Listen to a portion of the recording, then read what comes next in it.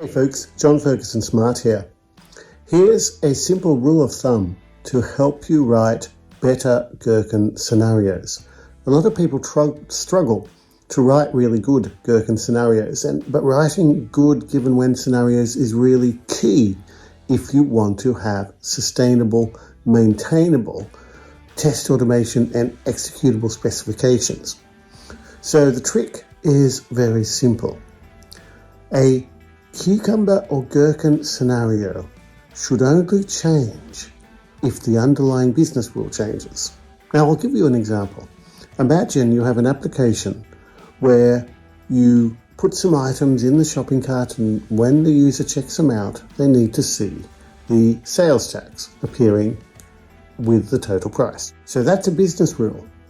Customers should see the correct sales tax. Now, your gherkin scenario should be focused on that.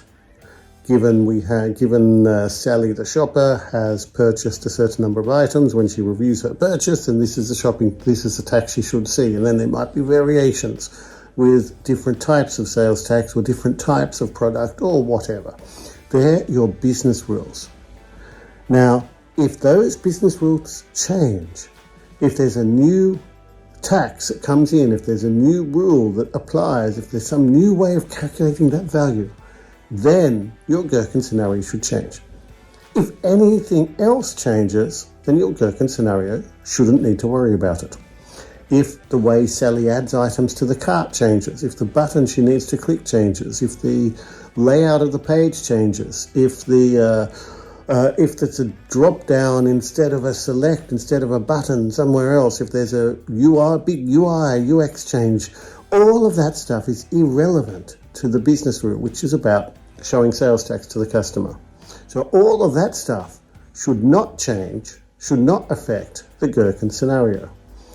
If you think in that way, then putting things like given the user clicks on this button, or given the user opens this page and goes to this other page and then adds this, all of that stuff is really counterproductive. Doesn't do a good job, doesn't help you. It makes your code, your scenarios much harder to maintain. So in a nutshell, make sure your Gherkin scenarios focus on the business rules and the business logic, and that should be the only reason they change. And for that reason, don't include any details in the scenarios that aren't related to that. Don't include any UI implementation details. Don't include any interactions that the user does with the user interface or with the APIs to achieve their outcome. Just focus on the business rules. That's what I wanted to talk about today. Thanks for listening.